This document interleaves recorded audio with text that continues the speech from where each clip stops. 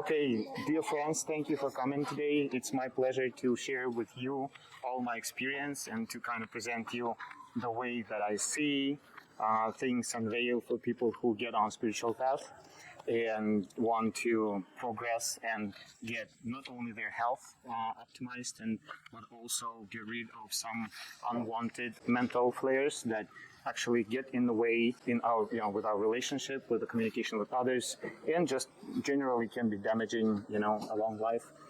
So there's ways of getting rid of them. And as I just said, it is easier to optimize and restructure your physical body than to get rid of some subtle inconsistencies and distortions in our mind, because the mind is very hard to work on, and it has its own secrets, how it works and what we need to do in order to change things in a better way. My meditation practice is based on Buddhist practice, which is called Vipassana, and that means observe as is. This is very simple. Observe as is. This is ultimately what we do when we're meditating. We're just observing things as they come. We don't make them, tweak them, or modify them the way that we want to see things.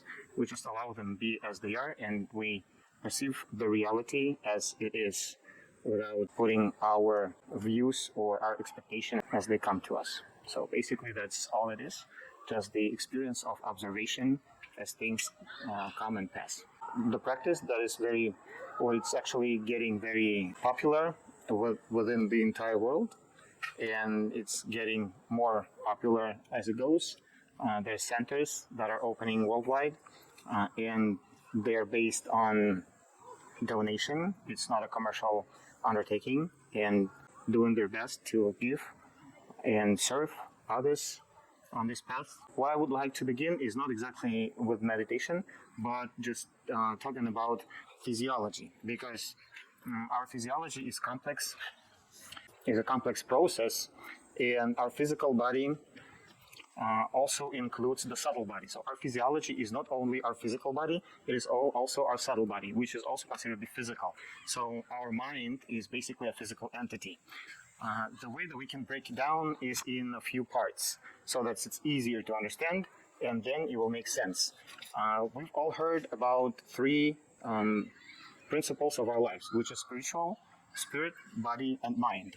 Right? So we'll not talk about the spiritual part of it because it's complex, and this is something that opens up only once we go through the mental realm and understand it more, and then practice in a way that we can optimize our mind in order to reach the spirituality. Yeah, let's talk about the body and the mind. Because for many people, spirituality actually comes down to mental practices. Many people think of mental practices as spiritual practices, and they somewhat are, depending on how this path is unveiling. What is the subtle body? The subtle body is basically the copy of our physical body, pretty much. And the subtle body also has the certain structure. In Ayurveda, we talk about panchakoshas, and those are 5 sheaths of our existence. The first sheath is the annamaya kosha, which is the physical body, or stula sharira.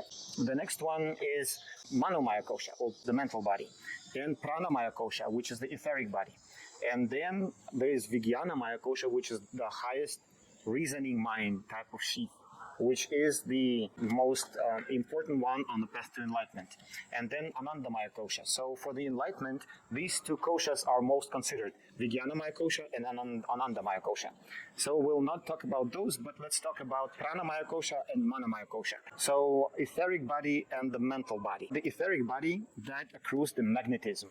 So it's basically the magnetism within our body. And etheric body, that's the expression of yin-yang, the swirl. This is where magnetism happens, between 2 opposites. And those 2 opposites within our etheric body ultimately ends up in friction. And the friction gives the spark, and the spark gives the electrical charge. This electrical charge, which is basically a lightning, is the mental energy. This is where then the mental realm is born, out of the etheric body. And the first component of it is the chi. Chi component is the light particle. This is where the spark is. This is the spark that happens because of the friction from the etheric body. So a magnetic field intensifies, results into the ignition of the friction ignition, which provides the light particle based on which our mind, mental realm is born. And the mind operates on that. So the mental body is basically the light body. It's where all the intelligence lies in, and all the function, the cellular intelligence, and all the functions of our body, and the sense that we are making with our mind. This is where it all comes from, arises from. So our mental body then is also divided into parts, and those parts are subconsciousness, which is called chitta. And chitta, this very interesting way to say, because chi is the energy that saturates and nourishes our subconscious realm. And when we have the question of where our subconsciousness, we don't have to look anywhere in space or around us. We just need to look in the mirror. In fact, our body is our subconsciousness. Our body is our subconsciousness. So next department is our operational mind, that is called manas, the department of our mental body that we usually associate our mind with and we always refer to. And it connects to the body. So our mind is the agent of our subconsciousness. When I say body, I would mean subconsciousness and vice versa. When I say subconsciousness, it means the body. Even though the body realm is ultimately different, but really physical body is the subconsciousness on the one of the lowest vibrations of our subconsciousness. 8 layers of our subconsciousness, and the lower 2 layers manifest as our body. Basically, that's how our body is the last entity within this chain of energies. So our subconsciousness is our body, and it is nourished and nurtured by the chi energy that happens according from and arises from the etheric body. And the etheric body, it's the magnetism of the cosmos, where 2 forces are always reside and always in relationship. Our heavenly mother and father, Prakriti and Purusha. Prakriti is the female force, and it always attracts the male force, and the male force, which is called Purusha, which basically the holder of consciousness, yields the prana. Prana is the primordial life energy that consists of 3 components. There are 3 components within prana. Number 1 is marut, which gives rise to etheric body or to vata dosha, to the elements of space and the elements of air in the physical reality. The Agni component of prana gives rise to Pitta dosha, and it gives rise to the mental body. So our Pitta dosha is basically our mental body, where it also has the 5 sub-doshas. So does the Vata dosha has the 5 sub-doshas. Etheric body is the domain of Vata dosha. There are 5 sub-doshas in there. And the mental body also has 5 sub-doshas, and it rises from Agni component of prana. And then the 3rd component of prana is called Soma, and we probably heard of it. And it's the god of Soma, which is the giver of our physical manifestation, incarnation, or the god of water and the god of nurturing, the physical nurturing. And this is how the Western medicine has the term of somatic. Somatic means bodily, right? When we talk about psychosomatic, somatic part is the body part, and psycho part is the mental part. Why is the psycho? Because of the Greek word psi, and psi is the letter of Greek alphabet that ultimately indicates the spiritual or soul energy. So soul and body, their combination. The etheric body yields the chi, and our mental body is created, and our mind, which is manas, operational mind, connects to the physical body through 5 senses. The mind is the agent of the body. When the child is born, they are unawares of the surroundings yet, because their senses are not yet developed. And this is how they're actually getting their feed, or the feed to their mental body, through the higher realms, through different departments of our mind. The Maha Buddhi mind, which is the highest me. When people say I refer to the highest mind, the highest reasoning mind, the higher me, they mean exactly that. That mind is of the light. And we have the Sahasrara chakra, which is the pure light, the pure cosmic light. This is where the Mahabuddhi resides. This is the path to enlightenment. If we ultimately connect to that divine light, to Mahabuddhi, then we are on the right path to enlightenment.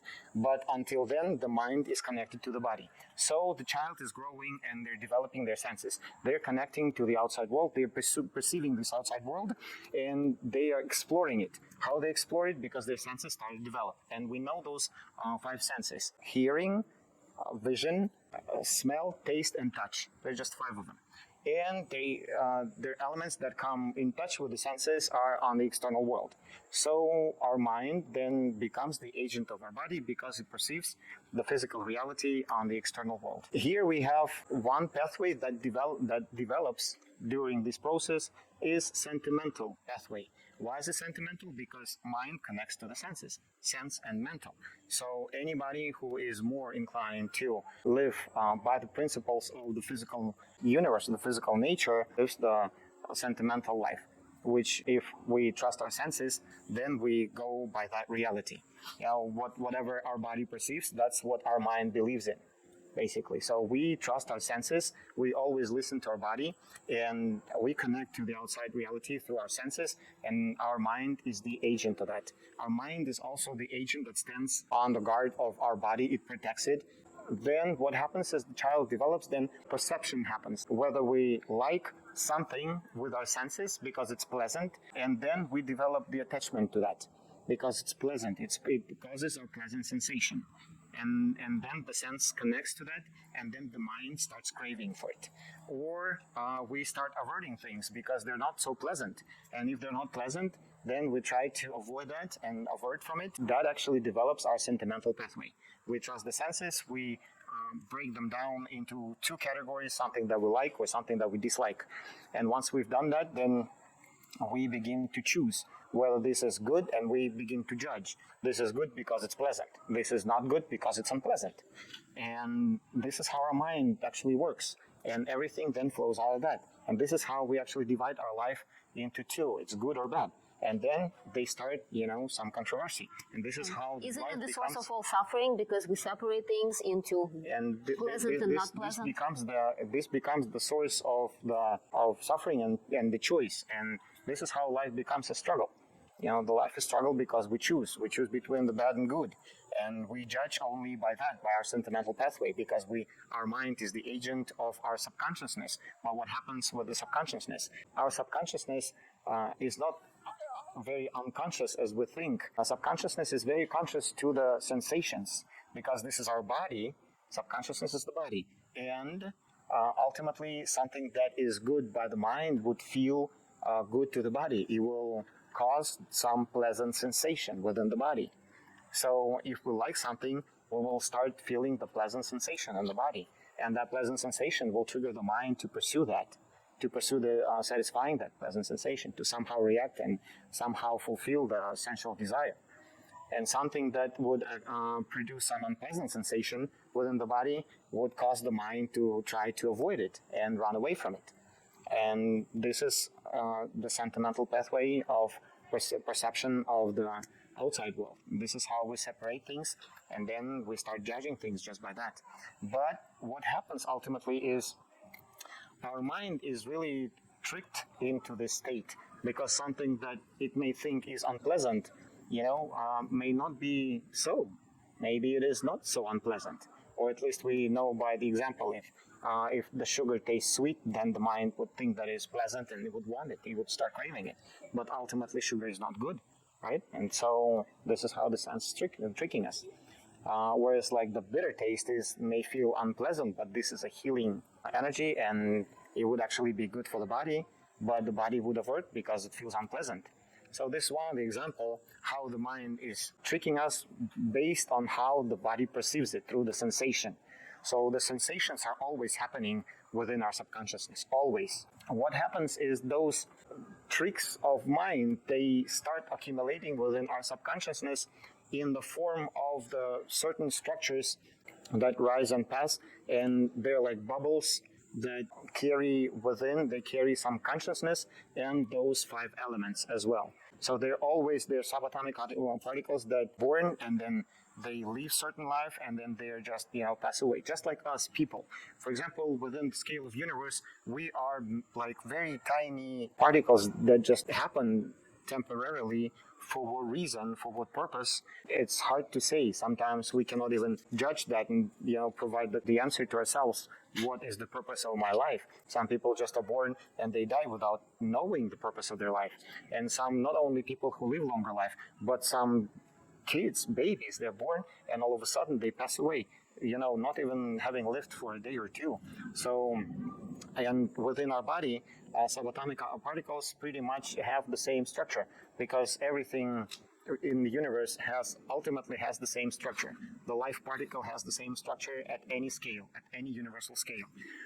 And it arises from the field of natural law, the unified field of totality, where the magnetism happens first, and it strikes as a lightning, and that lightning, the stars are born. The stars, they radiate in different spectrums, and from certain stars, the evaporation happens. That actually brings about the earth element, and all of a sudden, this cycle just ends.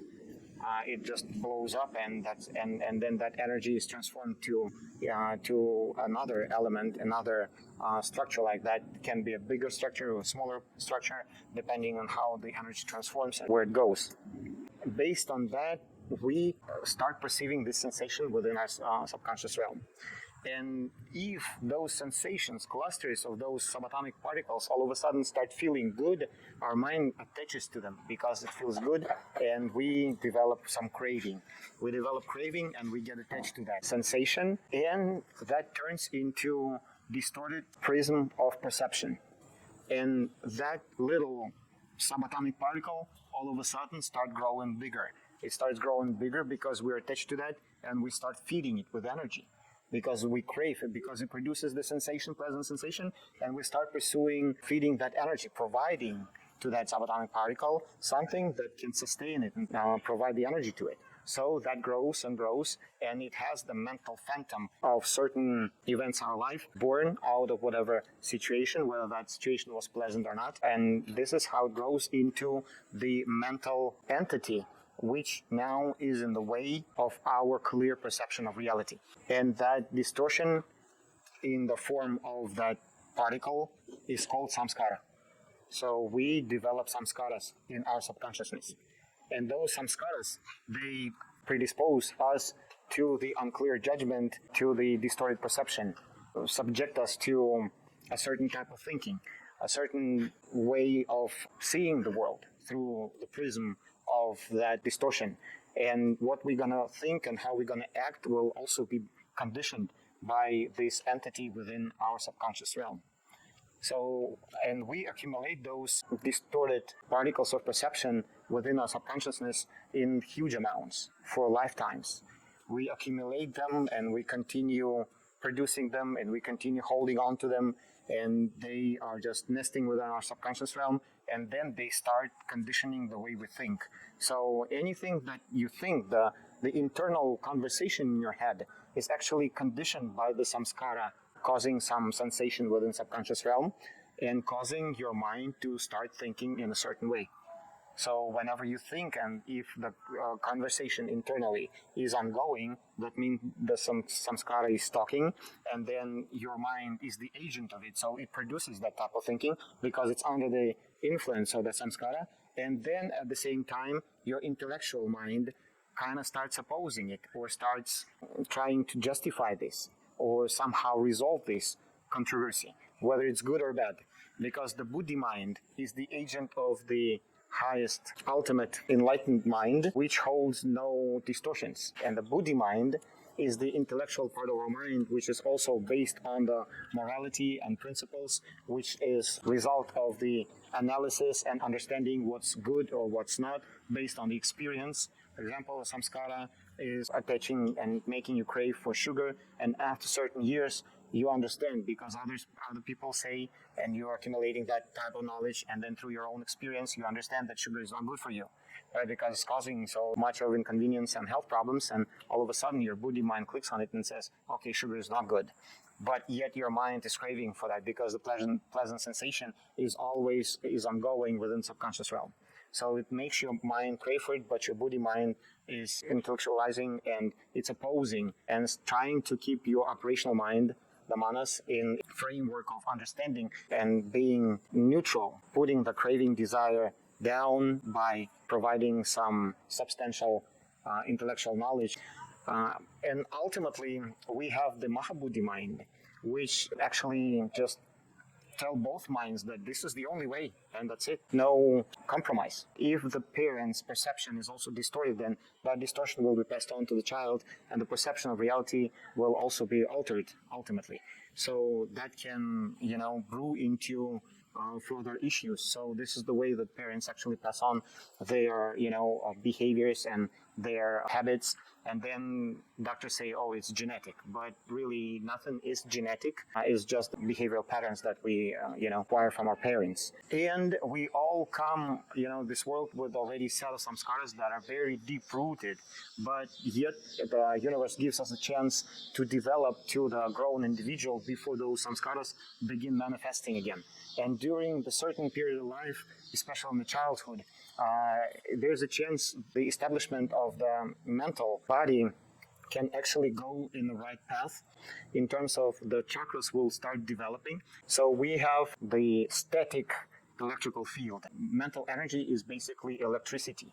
The electricity because it's based on chi. And chi is constantly nourishing our subconsciousness. And it supports and it saturates the subconsciousness. And the subconsciousness is basically our body. So in order for us to thrive, we need to saturate our subconsciousness with chi as much as possible. But we cannot do that so easily because we have samskaras that are blocking the saturation. They're hanging on our nadis like grapes on the vine, blocking the passage of chi into the areas of the body, into the internal organs of the body too. So this is when, even if we cleanse our body thoroughly, physical body I'm talking about, and make it like pure as possible, we still would be deficient of the energy because we need now to work on our subtle body and saturate it with chi. And that would be like complete and balanced work. So our subconsciousness is made of the nadis, and there are those channels that are conducting chi all the way to each and every cell of our body. And they come through the stations, and stations are marmani, very small stations, to which one cable comes to and then splits into the local area of the cells in the organ or in the tissue. And then from that marmani, the next station is marma. Those marmas are like larger stations. And then from those stations, marmas, they go to chakras. And then in the first 5 years of development of the newborn, of the child, we have the good chance of making the chakras rotate the correct way in a balanced manner. If the parent somehow breaks that pattern or the pathway of development by introducing some unclarity to the child, something that the child cannot understand. For example, producing the guilt, making the child feel guilty for some unexplained reason, and the child cannot explain why they're being yelled at and being, criticized for, then that actually creates the samskara that starts blocking the chakra. Samskara goes onto the nadi, and it prevents the chakra from rotating at the normal speed in the right way even.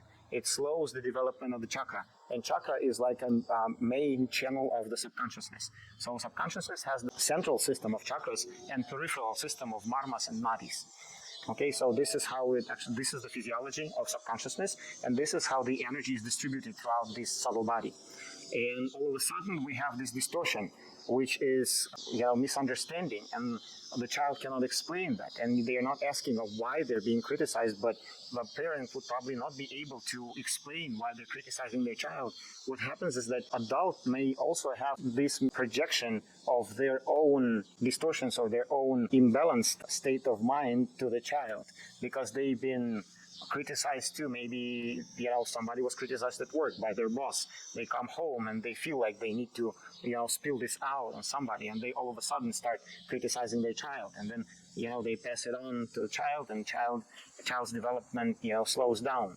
The rotation of the chakra doesn't happen as balanced as it should be, and maybe even in worst case starts spinning different way, in which case then the negative aspect of life turns on. And we all know that we have the positive realm of being and we have the negative realm of being, the negativity that we accumulate. And that happens because the chakra would start spinning different way. And then we're in negative state of life, accruing a lot of negativity. So this is how it's distributed.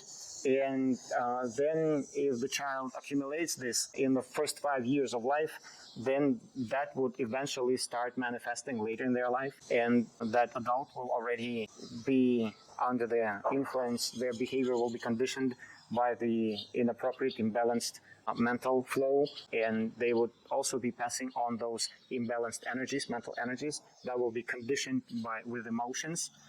And the emotions is the way that the samskara is manifesting. So sensation arises, chakra attaches the emotion to that flow of energy, and we end up having the imbalance, a very emotionally conditioned expression of the mental energy, which can be the critical or can be overly exalted when we're trying to bring about some joy to life and as a praise to our child and satisfy their cravings with some imbalanced exaltation, producing too much joy. That also is imbalanced. But usually when that happens, nobody complains about feeling good, but everybody is more concerned about feeling bad, more concerned with negative flows of the mind and the aversion and the aggression, the anger, the fear. That's the negative flow of the subconsciousness that's based on those sensations. So the mind is under condition of these sensations, and it's always in the state of agitation, one way or the other. It's always either craving or trying to avoid things, certain situations, and ultimately the individual ends up in a state of suffering because that produces bad effect, stressful life, or even unhealthy body that suffers ultimately too, because the imbalanced mind makes the body and jeopardizes the body by being exposed to some imbalanced actions or imbalanced nutrition, things like that. Could you please share from your meditation, from your meditative experience? I know you saw how samskaras, what they actually look like. Sure. Could you describe that? Yeah, right. Okay, well, one more word about structure of our mental realm is, as I mentioned, the Buddhi mind. And the Buddhi mind is actually nesting in the back of our head. And the Maha Buddhi mind is nesting right on top of the head. And what ultimately we want to do is we want to make our mind the agent of our Buddhi mind. Detach the mind from the subconsciousness. Understand the language of the body is not the way to go.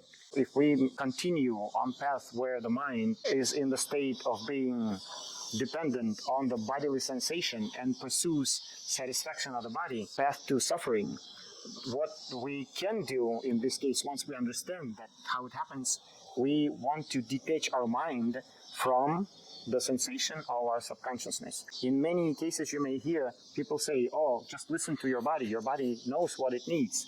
Right? You may have heard of that. And this is not the right way to go. This is exactly what it's based on, the sensation of the body. All of a sudden, the body starts craving for pizza, and they say, oh, I had some pizza because I listened to my body. The body told me this is good for you, so I went with it and satisfied my body, so I'm feeling happy. This is ultimately what the happiness is. But this is the sentimental way to go, because the body talks to us through the sensations, and the senses want to be satisfied. And the mind, being agent of that structure, has to do the ultimate work to produce the satisfaction for it all. When we understand that, we detach the mind and make it the agent of the intellectual mind, the reasoning mind, and that's the first step towards the reversing the suffering and stepping on the path of awakening.